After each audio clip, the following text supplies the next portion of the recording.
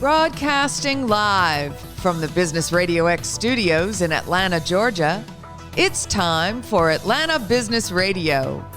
Brought to you by OnPay, Atlanta's new standard in payroll. To learn more and get your first month free, go to onpay.com. Now, here's your host. Lee Cantor here, another episode of Atlanta Business Radio, and this is going to be an interesting one. I got with me today Paul Terlemezian with Georgia Learns Now. Welcome, Paul. Thank you, Lee. Welcome. I appreciate it very much. Well, tell us about Georgia Learns Now. How are you serving folks? Well, we are serving folks primarily for our existence through an annual conference that is free to attend, invite only, and gives most everybody that attends a chance to speak and have their opinions heard on very strong and important and sometimes controversial topics that impact learning across the spectrum of learning. So our service is intended to give them the opportunity to have their opinions be heard, to build relationship with others, and overall with the intention of developing relationships and trust that allow for unique and powerful solutions to be created through collaborative efforts. And this is kind of a wide variety of people, right? Whether they be for-profit, nonprofit, there's all kinds of people that participate in this, right? Exactly. It's across the spectrum of learning, from pre-K, K through 12, higher ed, workplace, military, police, personal.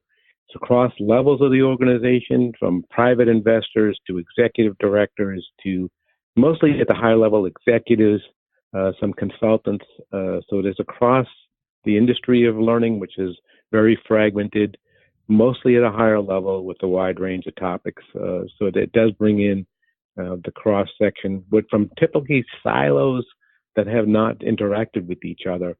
And yet at the high levels, the problems are very similar. We're all dealing, for example, right now, everywhere in the world is dealing with the same problem.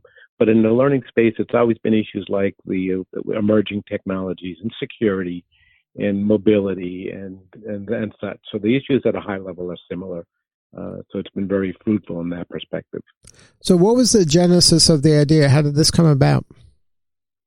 Yeah, thanks for asking. It really came about out of seeing a need, in that from Georgia as a state is not recognized as being a strong state for learning in terms of our K through 12 system, and that's perhaps unfair, but it's just how it was perceived.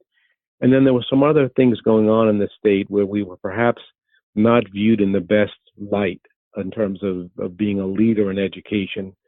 So a group of us got together and said, let's put a stake in the ground and let's come up with a different way, a different approach, where we could earn for Georgia the reputation of being a global leader in learning innovation. So let's not just be happy to do things locally. And we set ourselves up with a 100-year vision.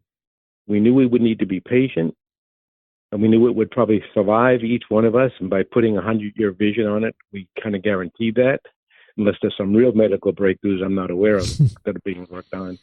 But we said, let's put ourselves together and really think for the long term while creating value every day as well. And that's where the now came. So the Georgia is, where can we focus on really challenging problems? Learns is leveraging every available resource nonstop. Now says, let's do things now, but also with the 100-year vision, so that 100 years from now, people will look back and say, boy, look at all these fantastic learning innovations coming out of Georgia. And it started with something that a few people got together with and planned 100 years ago. They never knew what this turned into, but they did it anyway. So that's kind of the genesis and what sustained us now into our 10th year. Now, when did you know you had something? When did you start seeing some meaningful traction? The very first event, when I reached out to 52 executives to ask them if they would attend a 5-hour luncheon at Maggiano's, and 50 of them said yes. And actually 51 said yes. 50 showed up. The one that didn't show up was because there was a death in the family. But I said, I must have something going on here. If I can get 50 out of 52 executives to show up to a 5-hour lunch. Now, granted, it was a free lunch. Okay, I was paying for it. But these were executives, CEOs, executive directors, private investors, 50 out of 52 said yes, they would attend a 5-hour luncheon. That told me I had something going on. Now, there's more that's happened since then, but to answer your question, that first year I said, I think we got something here, folks. What have we got? We don't know, but we got something. Now, when you were all in that room together, was the purpose of that just to get kind of buy-in, like, hey, there is a need, obviously, but to believe in the same mission and to get everybody's kind of priorities on the table so you can kind of get that kind of foundation in order to move forward? Yeah, indirectly, because what we believe is that, it's not enough to talk about things. We wanted to do something. So we wanted them to experience something that was different. So what we experienced was 7 panel discussions. And everybody's been a panelist, everybody's been on a panel. But we set up the 7 panel discussions, 5 panelists and a moderator, and everyone got 5 minutes. We tried to hold them to 5 minutes. We tried to hold them back. But everybody got to be a speaker. So they got to express their opinion on 2 topics. What were they doing that if people knew about it would have a better opinion of Georgia and education? And why was their idea worthy of private investment or worthy of investment? I didn't put private, worthy of investment. So now you can see if I call you as a CEO or an executive and you've got an opinion on something related to learning, and I said, I'm going to invite you to an event, not to listen to me or listen to others, but so others can hear your opinion about what you're doing and why that's worthy of investment. So it was listening to them and what they had to say versus asking them to listen to me and what I had to say. That's the code I cracked. That's what got people there. But then I had to deliver that. And that room was electric. People were when the conversation, when these panels came up and the moderator had to drag people off, but then the next panel came up and came up and we were electric for 5 hours because there was so much energy. And these were executives. These were people that can deal with a lot of information quickly coming at them. And that's what they got for 5 hours. A lot of information quickly coming at them. They were each going to get their turn. So they were ready for that. But they were just being fed constantly by other smart people bringing other smart ideas that were around a central theme of what are you doing that if more people knew about it, that have a different impression of Georgia, and why is this worthy of investment? There was so much learning going on in that room at an executive level, but so much they were being heard. That I think was also the key thing. They were being heard versus being asked to listen to others. Now they were listening to their peers, but they were avidly interesting. They were exciting. They were getting fed by that. So that was about proving to them, experience this. How does this feel to you? And the experience was so strong. That's what sustained it, and we'll continue to do that and improve on it. But that's what happened that first year. So now you're 10 years in. How do you see the group kind of managing through this crisis that we're having now? Yeah. So thank you. So the beauty of it, first of all, is we don't know. The group decides, but we're on a path. A path has started to emerge. A path that occurred around 16. We brought the group together, but now we put up 10 impossible challenges, things that sounded impossible to do. And we used this format and we adapted it. And then we came up with a thinking framework. And I think one of the things that's needed now, we've got a huge challenge. We have to look at the thinking we're using to solve this challenge, test the thinking itself. Is the process we use to think and build solutions, is it valid? Does it create a solution that's valid and adaptable? So what we need is at a high level, a framework to guide our thinking, because the framework lets us get things done quickly. But the framework itself needs to be adaptable because it may need to be applied to things we've never done before, which is what we're facing now. None of us have been in this kind of situation before. How can we possibly know what to do? Well, if we trust the thinking framework that is designed to be adaptable, that says use it, apply it, and as you use it and apply it, it can be adapted. Well, ironically, this group, with the impossible problems we faced in 16, a group got together, created a framework which we announced and gave away to the world for free in 17, called the ALO framework, the Accountable Learning Organization Framework. that was designed to be adaptable and was designed to create solutions every time. So we announced that in 17, gave it away. We started applying it in 18. In 19, we took it to the next level. And now every day we are applying this framework to solve learning problems. We've got a lot of problems going on now. We've got a lot of solutions. Some of them working, some of them aren't. When people are coming to me and saying, what can we do about it? I'm saying, let's use this framework that we designed as a group, beginning in 16, refined it in 17. We've got 3 years of practice using this framework. Let's now apply it to this impossible problem and come up with solutions. And if time permits today, I'm going to share with you some of the solutions that have just been born in the last 2 or 3 weeks as a result of using this framework and applying it to the situation we're in right now. All right, so let's get into it. What in this sea of uncertainty and fear that's around a lot of people today, what have you learned and what can people do? Okay, great. Thank you. I was hoping you'd ask that. So certainly at the core of it was a concept called having the courage to learn. So one of the things that was published and we came up with was a dare. So I'm going to dare everybody that's listening to this to have the courage to learn. And it starts off with, there's a lot of fear out there. And, and 3 or 4 years ago when we started talking about, we thought we knew what fear was. But certainly today, fear has gone to a level that we've never felt it before. And I don't have to explain where that is. We all know it. Everybody's telling you every day what you need to be afraid of. And they're right. There is a lot to be afraid of. But are you capable? Are you willing in the face of this fear to have the courage to learn? And people say, I want to, but I don't know how to. So the first thing I say is, number one, it's okay to be afraid. People who have the courage to learn, it's not because they're not afraid. It's because they're willing to learn how to correctly behave and how to learn despite the fear. And it starts with saying some questions. Now, this is really hard, but can you really hear what they're saying? Don't be challenged by it. Don't be frightened by it. Hear what they're saying. It may be a political difference of opinion. It may be a medical difference of opinion. It may be a business or a learning difference of opinion, but hear them for who they are. It's hard, but you got to hear. And then ask questions, not to change them, not to divert them, but to learn more. And then as you've asked those questions, ask those questions in a way that strengthens relationship. So I'm hearing you, I'm asking you questions, and the purpose of my questions is that so our relationship gets better. And then do something with what you've learned. Tell somebody else. So you'll hear acronyms from me. That's the hard acronym. Hear, ask, relationship, do. So when you're confronted with something that frightens you, hear what the person is really saying. Ask them more questions about it. Do so in a way that strengthens a relationship, and then do something with that if it's as simple as just talking to somebody else about it. But you might also be able to come up with a solution. So that's where we've started in terms of a mindset and a framework.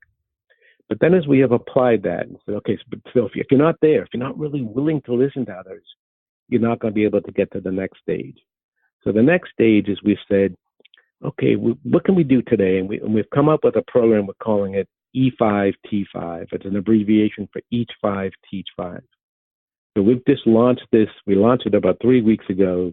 My goal was in the month of April to get 40 people that were willing to pilot a program where they would be with a small group of 4 others and myself. So 5 of us would get together once a month via some online technology, Zoom or Skype or something that I can go online. Video is fun, audio is fine.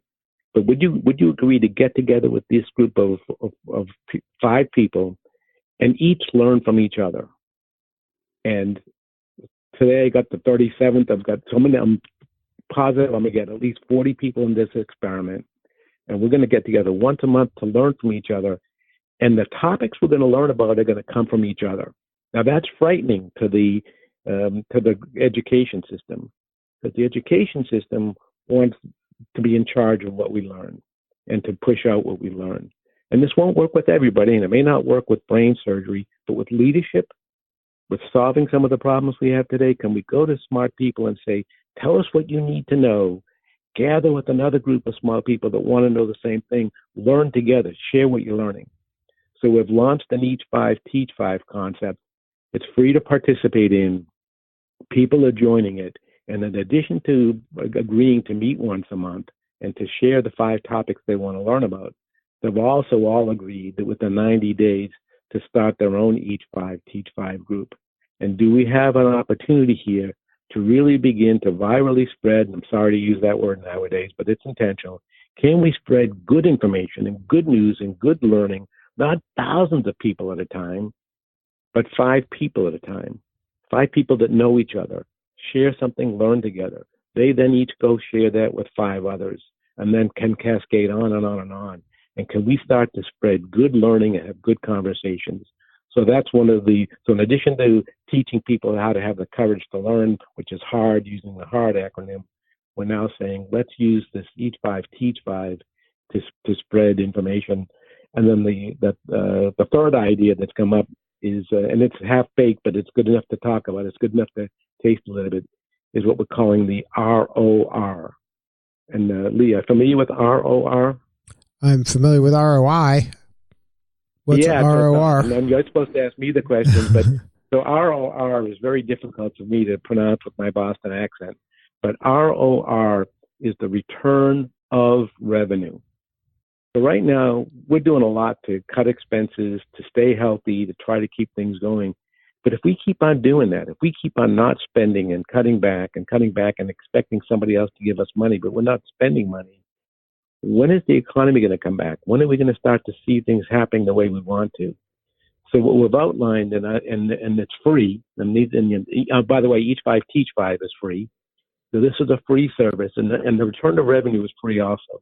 And it starts with this, and it's a belief we have in, we call it the crawl, walk, run, drive, fly, orbit. So we've all heard crawl, walk, run. We've added drive, fly, and orbit. What we've completed with the return of revenue is the crawl, walk, and run. This is everything. This is things that everybody can start doing today for free.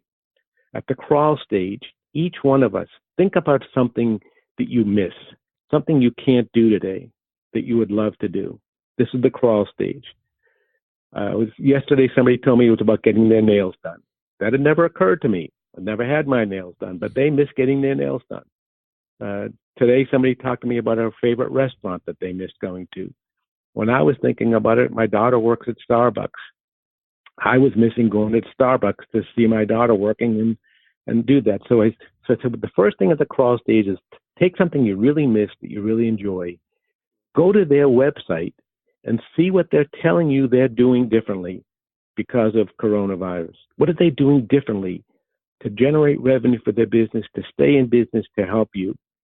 And when I go to Starbucks website, I learn that they're working with Uber Eats, their drive-thru is open, and I know that many of them are allowing you to do mobile ordering, which they prefer, because if you mobile order, that gives them more time to prepare what you're going to use. They may have limited staff in their facility. You're giving them more time to prepare, and then by the time you get there, they can deliver it to you through the drive-thru, or if you walk up, they've got a way to deliver it to you in a safe, socially distanced way. But go there to learn what the services are that you want to buy today. Learn what they're doing so you can do that. And if you can do it, spend a little bit of money with them. Do that. It's something you like doing. It's something you miss doing. So spend a little bit from them, help them get back, but also learn from that and say, gee, is there something I might be able to do that by studying somebody else that I was really interested in gave me an idea? So we call that the crawl stage of return of revenue. The walk stage is to go back to that website and say, what do I wish they were doing? So when I went back to the Starbucks website, I said, what I wish they were doing was setting up a Zoom room for every Starbucks. So if I could go to my favorite Starbucks, I can't go inside anymore.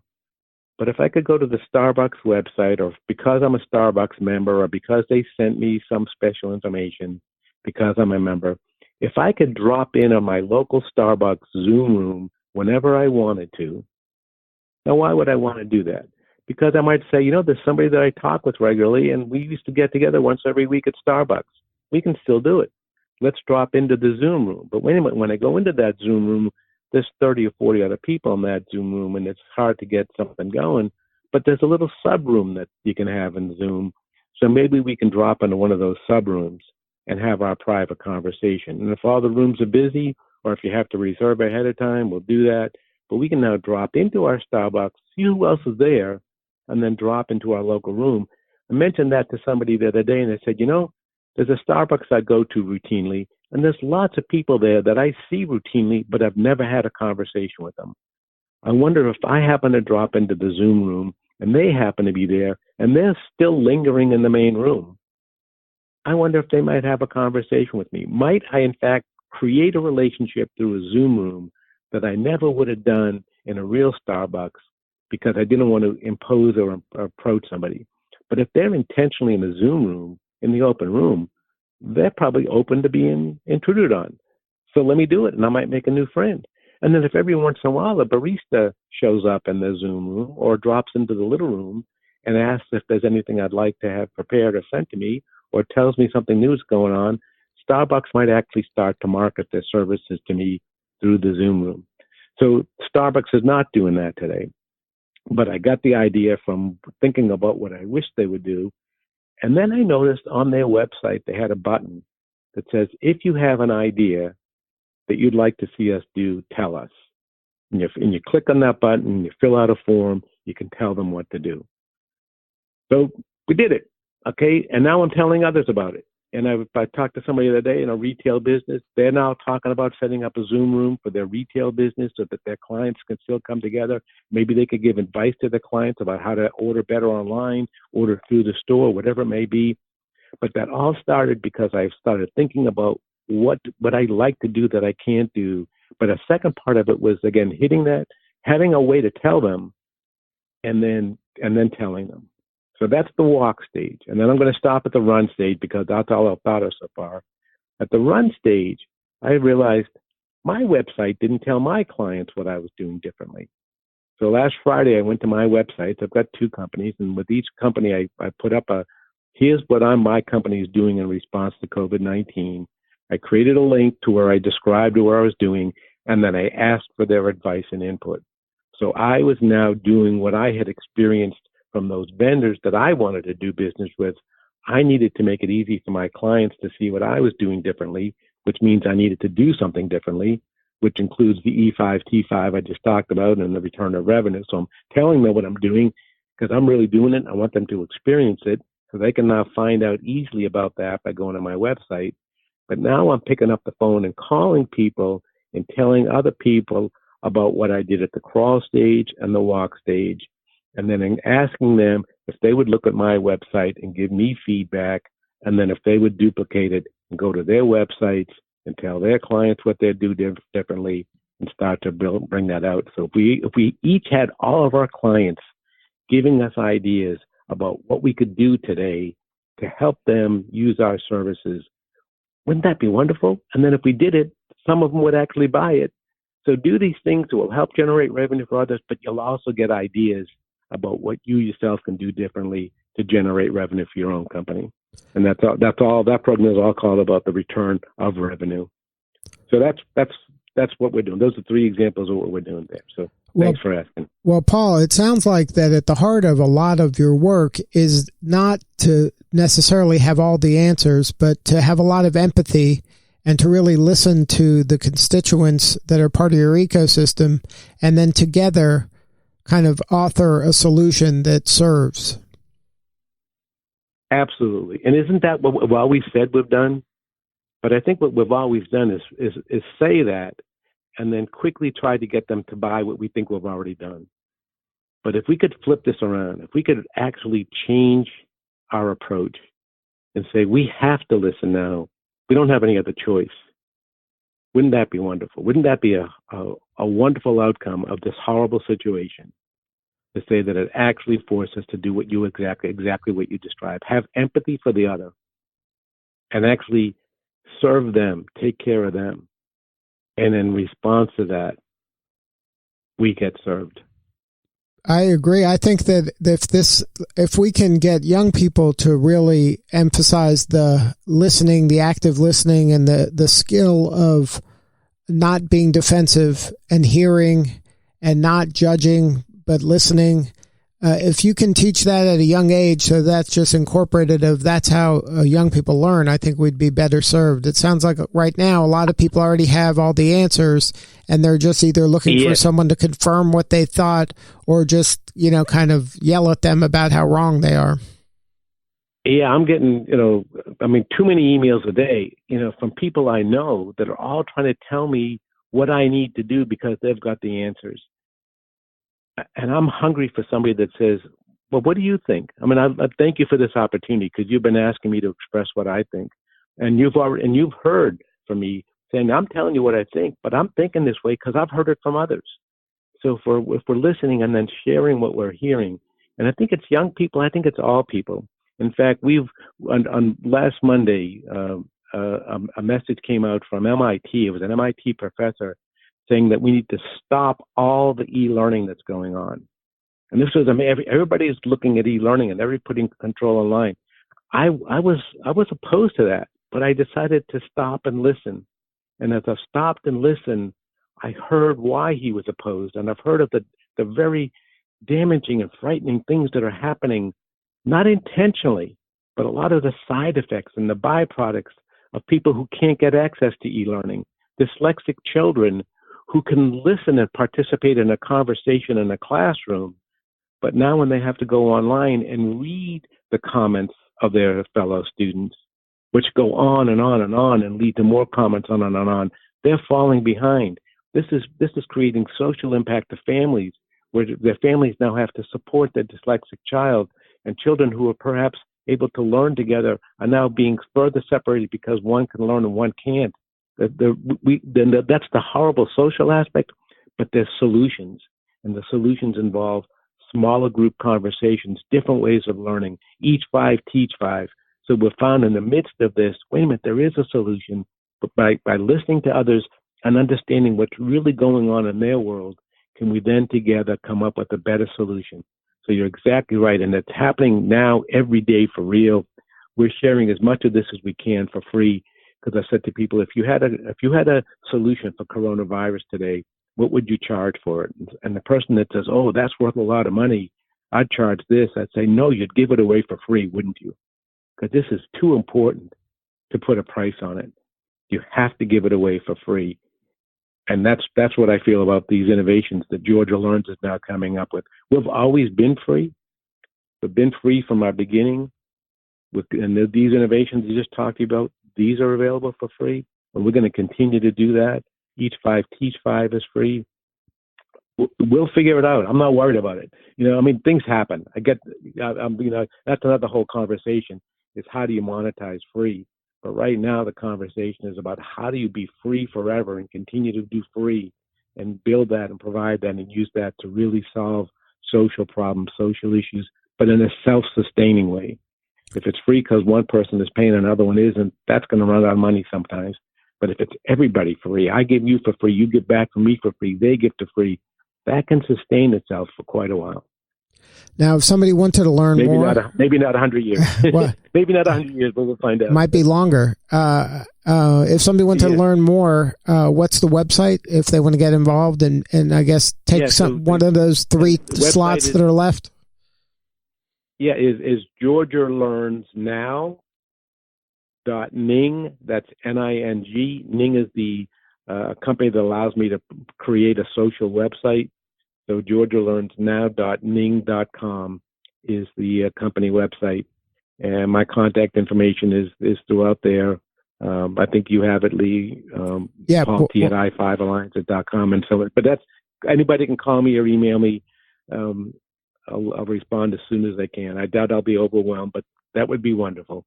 And I'm building teams around me now because this E5, T5 is spreading. More people are getting involved, and more people are carrying the message along. Well, Paul, thank you so much for sharing your story. You're doing important work that's really impacting the community, and thank you. Thank you. You're welcome. This is Lee Cantor for Atlanta Business Radio. We will see you all next time. Today's episode of Atlanta Business Radio is brought to you by OnPay, Atlanta's new standard in payroll. To learn more and get your first month free, go to onpay.com.